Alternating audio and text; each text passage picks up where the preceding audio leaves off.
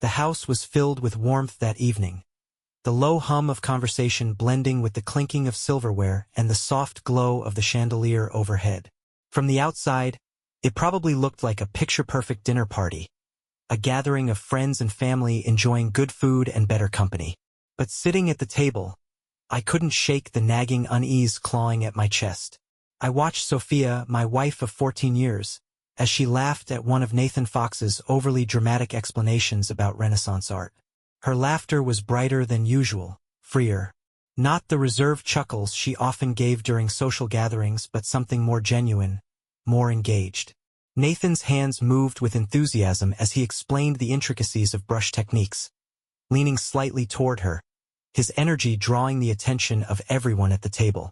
Even my father, Robert, seemed captivated. Everyone except me. Nathan had always been larger than life. Charming, confident, the kind of man who could turn any mundane topic into a theatrical performance. He'd been part of our circle for years, introduced through mutual friends, but tonight, something about his easy familiarity with Sophia didn't sit right. The way she leaned in when he spoke, the subtle glances they exchanged. It was enough to stir something in the pit of my stomach. "Ethan, what do you think?" Nathan's voice broke through my thoughts, and I realized the table had gone quiet, waiting for my response. I cleared my throat, forcing a polite smile. "About Renaissance art? Not really my expertise. I'll leave that to you." He grinned, raising his glass in mock acknowledgement, but his eyes flicked to Sophia for just a moment too long. She smiled back, her expression soft, almost private. It was fleeting, but it was there, and it was enough. After dinner, as the conversation shifted to lighter topics, Sophia and Nathan excused themselves to discuss an upcoming art exhibition. I watched them walk toward the garden, their silhouettes visible through the large bay windows. Nathan gestured animatedly, and Sophia laughed again, tilting her head in a way I hadn't seen in years. I forced myself to stay seated, reminding myself that suspicion wasn't proof. But the unease gnawed at me, refusing to be ignored. This wasn't the first time I'd felt it, and it wasn't just about tonight. There had been other moments. Glances exchanged when they thought no one was looking, hushed conversations that ended when I entered the room. I dismissed them as paranoia, but now I wasn't so sure. Later that night, I found myself in my office, staring at the glowing screen of my laptop. My thoughts kept circling back to a conversation I'd had with Olivia Hughes, my assistant. She'd flagged irregularities in my personal accounts a few weeks ago, payments disguised as art acquisitions and school fees that didn't match our children's expenses. At the time, I brushed it off as an error, assuming Sophia had made a few purchases and forgotten to mention them. Now, I wasn't so sure. I logged into the accounts, my fingers moving methodically over the keyboard. The transactions were still there. Invoices for private art dealers I didn't recognize, deposits to accounts with vague labels. One payment, listed as exhibition research, was particularly large, far too large for the modest gallery Sophia occasionally consulted for. My chest tightened as I scrolled further, each line item another piece of a puzzle I hadn't realized I was trying to solve. From my office window, I had a clear view of the garden. The night was still, the faint chirping of crickets audible through the glass. And there they were, Sophia and Nathan, standing closer than they should. The soft glow of the garden lights illuminated their faces, and I watched as Nathan reached out, brushing a strand of hair from her face. It was such a small gesture, one that could easily be dismissed as friendly, even innocuous. But in that moment, it felt like confirmation of everything I'd been trying to deny. My jaw clenched as I turned away from the window. Whatever this was, it wasn't nothing, and I wasn't going to let it slide. Something was wrong, and I was going to find out exactly what. That night, I made a decision. No more brushing things off, no more ignoring my instincts. I needed answers, and I wasn't going to stop until I had them. The renovations in the study were supposed to be simple, just replacing some outdated paneling and fixing a creaky floorboard. I'd hired a contractor for the job, but when they uncovered a hidden compartment behind one of the walls, I told them to stop. My curiosity got the better of me, and I pulled the small panel free myself. The compartment was no bigger than a shoebox, but it held something that changed everything. A leather-bound journal and a stack of photographs. My hands hesitated for just a moment before picking them up, the weight of the journal heavy in my grasp. I opened it, the familiar slope of Sophia's handwriting staring back at me.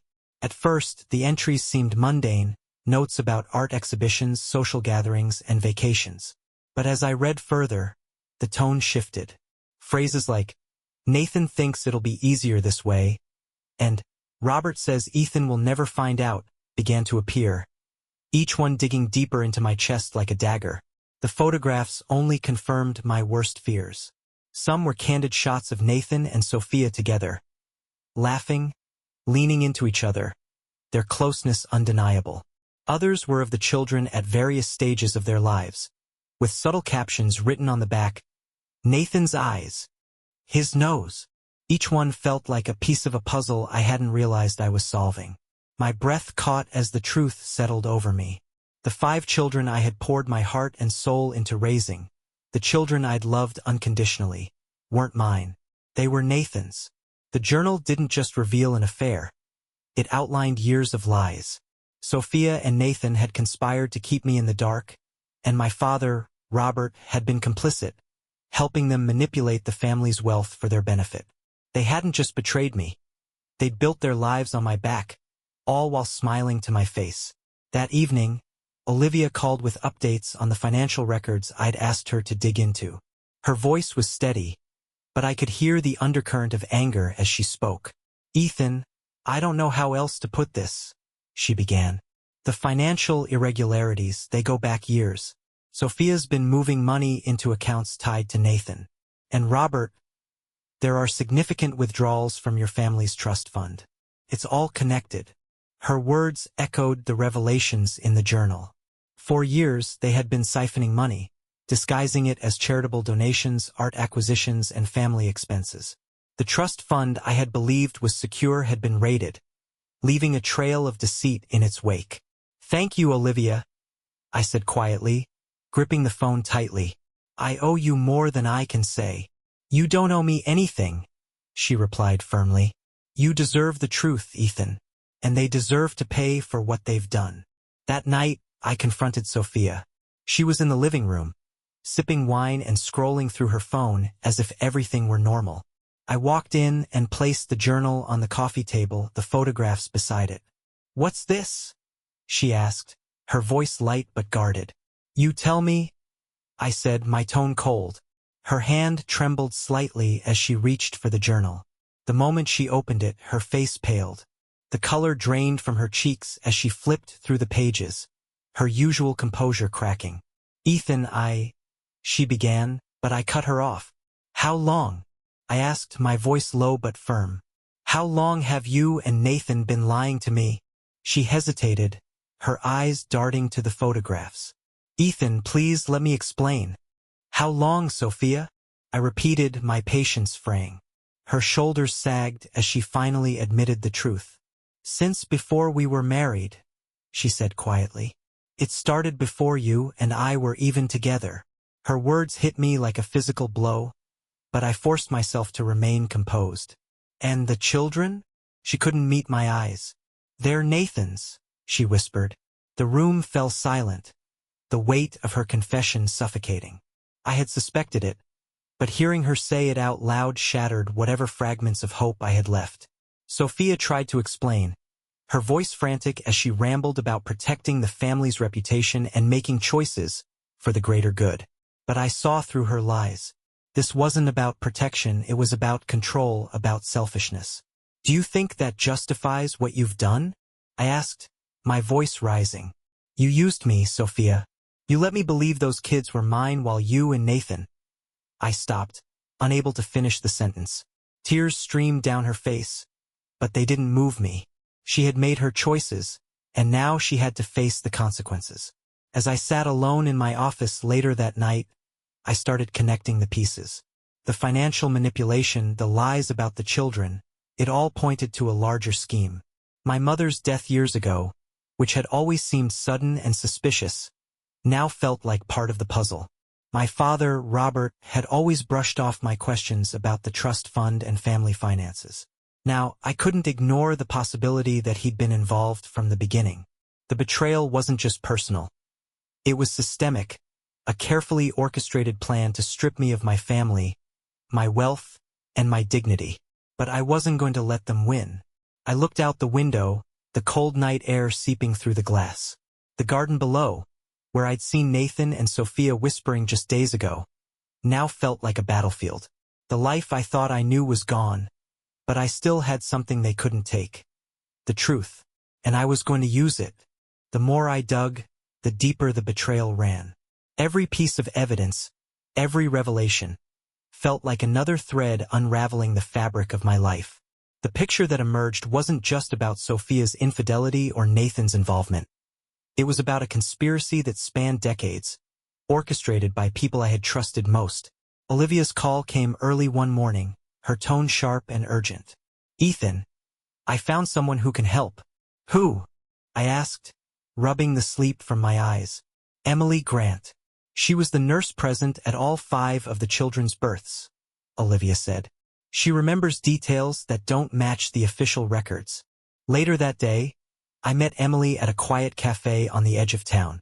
She was a soft-spoken woman in her 60s, her hands trembling slightly as she stirred her tea. "I don't want to cause trouble," she said nervously, her eyes darting around the room. "But when Olivia told me what you'd discovered, I couldn't stay quiet anymore." I leaned forward, my voice steady but firm. "Emily, I just want the truth. Whatever you know, it stays between us until I decide the next step." She nodded, her voice low as she began to speak. "There were irregularities," she admitted. "In the birth records. Robert made sure everything was changed before they were finalized." "What kind of changes?" I asked, though part of me already knew. She hesitated before replying. "The paternity records. They were altered to show you as the father." Her words hit like a blow, but I pushed through the surge of anger. "And Nathan?" Her lips pressed into a thin line. "He was there. Every time. He was always around, more than an uncle should be." It wasn't my place to ask questions, but I knew something wasn't right. Emily's revelations opened another door I hadn't expected to walk through. When I asked her about my mother's death, an event that had always felt shrouded in unanswered questions, her face clouded with discomfort. "She didn't want to be cremated," Emily said softly. "I remember her saying it clearly. She wanted a burial. But Robert insisted on cremation, and it was done quickly. Too quickly." The pieces began to fit together, each one sharpening my suspicion. Robert's insistence on a rushed cremation, combined with his control over the family's finances, pointed to more than grief. It pointed to a cover-up. I reached out to Detective Andrew Stone, the officer who had handled my mother's case. Getting him to talk wasn't easy. His voice was guarded when he answered the phone. "I don't have much to say about that case," Stone said. "It's been years." "That's exactly why I'm asking," I replied. "You don't have to protect anyone anymore." There was a long pause before he finally spoke. "There was evidence, things that didn't add up," he admitted. "But Robert made it clear I should let it go. Said it was in the family's best interest." "What kind of evidence?" I pressed. "Bruising," Stone said reluctantly. "On her arms, her neck. It could have been nothing, but—" He stopped, sighing heavily. "I should have done more. I didn't. And for that, I'm sorry." The weight of Stone's admission hung heavy in the air, but it only strengthened my resolve. Robert hadn't just lied to me. He had manipulated every aspect of our family's history, erasing evidence and altering records to protect himself and Nathan. The financial trail Olivia and I were piecing together revealed another layer of deceit. Nathan's fraudulent art authentications weren't just about ego or money. They were part of a larger scheme. The transactions often coincided with sizable withdrawals from my mother's estate, disguised as legitimate acquisitions. "It's all connected," Olivia said during one of our late-night strategy sessions. "The art deals, the altered records, the trust fund. It's like they've been siphoning from your family's legacy for years. And Robert was the gatekeeper," I added, my voice tight with anger. "He gave them the access they needed and silenced anyone who questioned it." The betrayal wasn't just personal, it was systemic. It wasn't just about Sophia's infidelity or Nathan's greed. It was about a network of lies that had been carefully constructed to strip me of everything that mattered. My family, my legacy, and my peace of mind. But if they thought I'd let it slide, they didn't know me at all. Every piece of evidence we uncovered brought me closer to the truth, and closer to justice. Looking out over the darkened city from my office window that night, I felt a fire in my chest that hadn't been there before. They had spent years building this web of lies, but I was about to tear it apart. If there's one thing betrayal teaches you, it's how to think like your enemy. Nathan and Robert had spent years hiding their schemes behind layers of charm and misdirection. If I wanted to expose them, I'd need to beat them at their own game. That's how Isaac McGuire was born. Isaac was everything Ethan Clark wasn't. A quiet but sharp art dealer with a reputation for sniffing out fraud. I created him with meticulous care. A new identity that allowed me to slip into Nathan's world unnoticed. With the help of Olivia, I crafted a history for Isaac, complete with fabricated credentials and just enough intrigue to make him credible in the art world. My first step as Isaac was reaching out to Emma Carter and Grace Foster, two gallery owners who had been burned by Nathan's fraudulent authentications. Emma, a fiery redhead with a no-nonsense attitude, didn't mince words when we first spoke. "Nathan Fox is a snake," she said, her voice dripping with disdain. "He passed off a worthless painting as an original, and I lost clients because of it." Grace, quieter but equally determined, added, "He's been untouchable for years. No one's willing to stand up to him." "Well," I said, leaning back in my chair, "that changes now." Over the next several weeks, Emma and Grace became my allies. Together, we tracked the connections between Nathan's art scandals and the financial records Olivia had uncovered. Each fraudulent authentication led to a financial transaction. Money moved through shell companies, often coinciding with withdrawals from my family's estate. "It's like a trail of breadcrumbs," Emma said during one of our late-night sessions. "Every fake painting points back to Robert's trust fund. And Nathan's ego left the trail," Grace added with a smirk. "He can't help but brag about his discoveries." Piece by piece, we built the case, a web of deceit that spanned decades and implicated not just Nathan but Robert as well. Unbeknownst to Isabella, my eldest daughter had become an invaluable part of the investigation. Her art history studies gave her a keen eye for detail, and when I casually asked her opinion on a few of Nathan's authentications, she offered insights I hadn't expected. "This one doesn't make sense," she said, pointing to a supposed 18th century painting. "The brushwork is inconsistent, and the materials are too modern.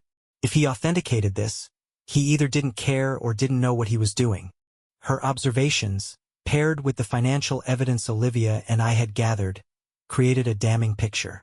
Isabella didn't know she was helping expose her mother and grandfather, but her expertise strengthened my resolve. To protect her, I ensured all tips were submitted anonymously. The less she knew, the safer she would be. As Christmas approached, the annual family gathering loomed on the horizon. For years, these events had been a cornerstone of our family's traditions. A time to laugh, share stories, and celebrate. But this year, the stakes were higher. It would be the stage for the truth to come out. I spent days preparing, carefully organizing the evidence I'd collected. Every fraudulent transaction, every altered record, every connection between Nathan, Robert, and Sophia was laid out in a way that left no room for denial. Olivia and Emma helped me refine the presentation, ensuring it was airtight. "Are you sure about this?" Olivia asked one evening as we reviewed the final details. "I'm sure," I said firmly. "They've spent years hiding in the shadows. It's time to bring them into the light." On Christmas Eve, the house buzzed with the familiar sounds of the season, carols playing softly in the background, the smell of cinnamon and pine filling the air. Nathan arrived first, his usual smirk in place as he handed over a bottle of wine. Sophia followed, her smile brittle as she tried to act normal. And finally, Robert walked in, his air of authority intact despite the secrets he carried. I played the part of the gracious host, greeting everyone warmly, even as my chest tightened with anticipation. Isabella and the other children laughed and exchanged gifts, blissfully unaware of the storm brewing beneath the surface. As the evening wore on, I waited for the perfect moment. The room was filled with laughter and conversation when I finally stood, raising my glass for a toast. To family, I began, my voice steady. To the bonds we share and the truths that hold us together. And to the courage it takes to confront the lies that threaten to tear us apart. The room fell silent, the weight of my words settling over everyone. Nathan's smirk faltered. Sophia's hand tightened around her glass. And Robert's expression darkened, a flicker of unease crossing his face. I set my glass down and looked each of them in the eye. Tonight, we're going to talk about the truth. All of it. The stage was set, and the time for secrets was over. The room was warm, filled with the hum of conversation, the faint sound of Christmas carols, and the clinking of silverware. On the surface, it looked like any other family gathering. But beneath the festive veneer, tension simmered. For weeks, I'd planned for this night, and as I watched Sophia laugh too brightly at one of Nathan's jokes, I felt a calm resolve settle over me. Tonight, the truth would come out. Dinner was halfway through when I stood, my wine glass in hand. The table fell silent as I cleared my throat. I want to thank everyone for being here tonight. I began, my voice steady. Christmas is a time for family, for reflection, and most importantly, for truth. Sophia's smile faltered, her eyes flicking to Nathan. Robert straightened in his chair, his usual air of authority replaced by a flicker of unease. There are things I've recently discovered, I continued, setting the glass down. Things that have been hidden from me for years. And tonight, it's time we bring them into the light. I reached for the envelope I'd placed on the sideboard earlier, pulling out a series of documents. The first was a set of DNA test results. I turned to face the table, holding the papers firmly in my hands. These, I said, my voice unwavering, are DNA test results. I ran them after suspicions arose. They confirm that none of the children I've raised, none of the children I've loved and cared for are biologically mine. Gasps rippled through the room. Sophia's face went pale, her mouth opening and closing as if trying to form words. Nathan leaned back in his chair, his smirk replaced by an expression of stunned silence. Ethan, Sophia began, but I raised a hand, cutting her off. Don't, I said sharply. Not yet. I'm not done. I pulled out the next set of documents. Financial records, forged art authentications, and bank statements linking Nathan's fraudulent activities to Robert's trust fund. For years, Nathan has been passing off fake art as authentic, profiting off lies and deception. And Robert, I said, turning to my father, you've been complicit. You've enabled him, covering his tracks and funneling money through the family's accounts to keep it hidden. Robert's jaw tightened, but he said nothing. Sophia stared down at her plate, her hands trembling. And if that wasn't enough, I continued, my voice rising slightly, you all conspired to hide the truth about the children. You let me believe they were mine.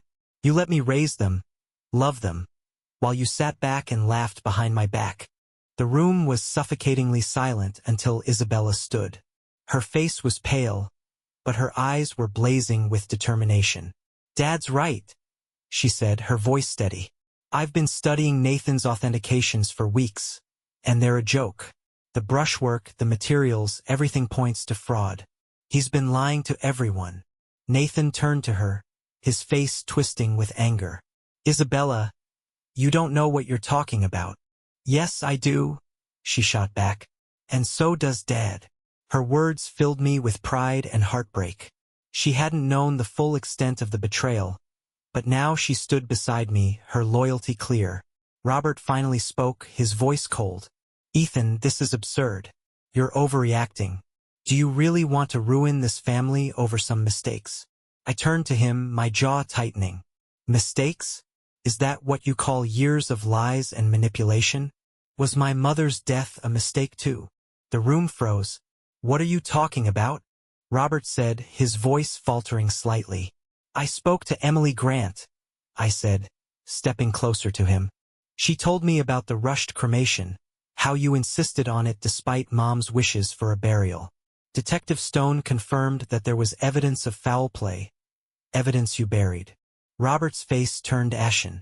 For the first time, he looked shaken, his composure cracking under the weight of my accusations. You've spent your life pulling strings, controlling everyone around you, I said, my voice cold. But it ends tonight. As if on cue, the doorbell rang. I crossed the room and opened the door to reveal Detective Stone, flanked by 2 uniformed officers. He stepped inside, his expression grim but resolute. Ethan, he said with a nod before turning to the table. Nathan Fox, Sophia Clark, you're both under arrest for fraud and conspiracy. Sophia's eyes widened, tears streaming down her face as she stammered, Ethan, please, don't let them do this. But I didn't respond. I stood silently as the officers handcuffed her and Nathan, leading them out of the house. Robert sat frozen at the head of the table, his face pale and his hands trembling. The house was silent after they were gone, the weight of the revelations hanging heavy in the air. I looked around at the remnants of the dinner, the decorations that suddenly felt hollow. Without a word, I grabbed my coat and walked out into the cold night air. For the first time in years, I felt free. The web of lies that had ensnared me was gone, and though the future was uncertain, it was mine to rebuild. This wasn't the Christmas I had imagined, but it was the one I needed. In the months and years that followed Nathan and Sophia's imprisonment, my life became something I hadn't thought possible. A life rebuilt, grounded in truth and purpose. The lies that had once defined my family's story were gone, replaced by a drive to make sure no one else suffered the way I had. Isabella was at the forefront of the change. Her passion for art history, once marred by the discovery of Nathan's fraud, became the foundation for a movement. She partnered with Emma and Grace to develop new protocols for art authentication, ensuring that the kind of deception Nathan had used would be far harder to replicate. This isn't just about catching fraud, she told me one evening as we discussed her progress. It's about creating trust. People deserve to know the truth about what they're buying, about what they're investing in. Her leadership inspired others in the art world to follow suit. Galleries, auction houses, and even private collectors began adopting her protocols, marking a shift in an industry long plagued by shadows and half-truths. Watching Isabella thrive, I felt a pride that words couldn't capture. Robert, once the powerful patriarch of our family, had faded into the background. His influence was gone, his reputation irreparably damaged by the revelations of his complicity in both Nathan's schemes and my mother's death.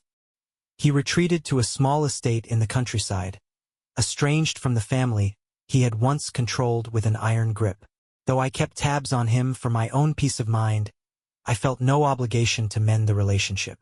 Robert's choices had led to his isolation, and I had no intention of letting him back into my life. The younger children faced their own challenges as the truth about Sophia and Nathan came to light. They were old enough to understand the betrayal but still young enough to struggle with its implications.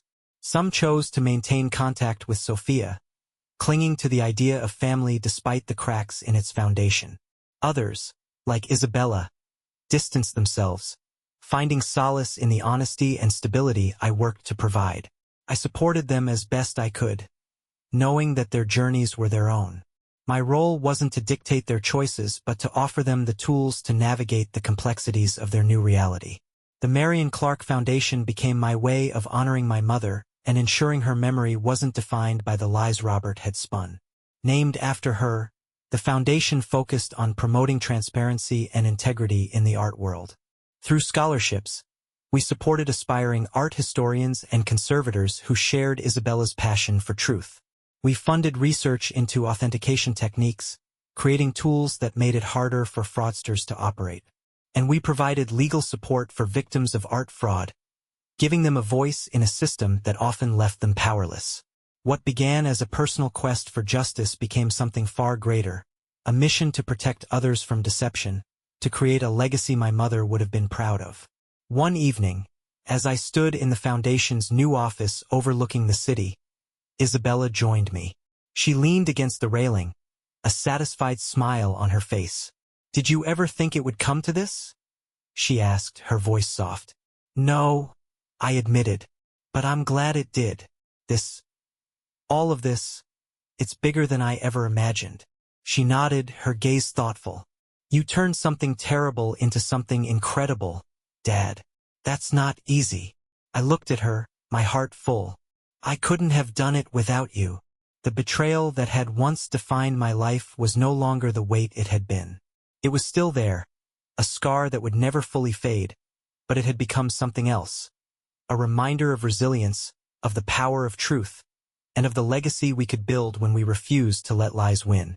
And as I looked out over the city, the lights flickering like 1,000 tiny possibilities, I felt something I hadn't felt in years. Hope. The Marion Clark Foundation had grown into something far beyond what I had imagined when it first began. 20 years after its inception, it was a global leader in art authentication and fraud prevention, shaping policies, technology, and ethical standards for an industry once riddled with deception. I stood in the Foundation's headquarters, a sleek, modern building in the heart of the city, watching Isabella address a group of young professionals. Her commanding presence and genuine passion lit up the room as she spoke about the importance of integrity in art. "Truth isn't just about uncovering what's hidden," she said. "It's about creating trust, building a foundation for something lasting." As I listened, I couldn't help but marvel at how far she had come. My daughter, once caught in the web of lies that had nearly destroyed us, was now a beacon of honesty and reform. Each of the children had found their own way forward, their paths shaped by the lessons we'd learned together. Though we had weathered the storm as a family, they were determined to forge their own legacies. James, the second eldest, became an investigative journalist, specializing in uncovering corruption. His articles often referenced the scandals of his childhood, using our story as a launching point for broader discussions about justice. Mia, the middle child, pursued a career in restorative justice, helping families navigate betrayal and rebuild their lives. "If we can heal," she once said, "others can too." Even the younger children, now adults, found ways to honor the truth. Some maintained distant but respectful relationships with Sophia, while others chose complete separation. Regardless of their choices, they were united in one belief: truth mattered, no matter how painful. Sophia's prison diary had become a cautionary tale, studied in ethics courses worldwide. Her reflections on deception, guilt, and consequence were raw and unfiltered, offering a rare glimpse into the mind of someone who had lost everything to lies. "I thought I could control the narrative," she had written in one entry. "But lies have a way of taking on a life of their own." By the time I realized the damage I'd done, it was too late. Her story was now a tool for education, a reminder of the dangers of greed and the cost of dishonesty. Nathan, on the other hand, remained incarcerated, his name synonymous with fraud. For years, he had fought to maintain his innocence, but the evidence had been insurmountable. He was a footnote in the art world now, a cautionary figure referenced only in discussions of what not to do. Robert's journals, published posthumously, revealed a man torn between loyalty and greed. They painted a complex picture of a father who had convinced himself that his actions were for the greater good, even as they tore his family apart. Though his writings didn't absolve him, they served as a lesson for future generations. In his own words, "I thought I could protect my family by controlling everything. In the end, I destroyed the very thing I sought to preserve." The Foundation's motto, "Truth Endures," became a mantra not just for the art world, but for anyone seeking justice in the face of deception. It was printed on every publication, spoken at every event, and etched into the Foundation's lobby wall, a constant reminder of where we had started and how far we had come. Isabella and I led the Foundation together, though I had taken on more of a mentorship role in recent years. Watching her flourish, I felt a sense of fulfillment I hadn't thought possible 2 decades ago. The scars of betrayal still lingered, but they no longer defined me. Instead, They served as reminders of the strength we'd found in honesty and the power of resilience. One afternoon, as I walked through the Foundation's gallery, a space dedicated to showcasing works saved from fraud or restored to their rightful owners, I paused in front of a small plaque. It bore my mother's name, a tribute to her values and the legacy she had unknowingly inspired. Mia joined me, her voice soft. "You've done so much, Dad." "We've done so much," I corrected, placing a hand on her shoulder. The Marion Clark Foundation wasn't just about art. It was about justice, integrity, and the belief that truth could outlast even the deepest betrayal. As I stood in that gallery, surrounded by works that represented hope and honesty, I knew one thing for certain. Our story, no matter how painful, had led to something greater, and truth, as always, endured.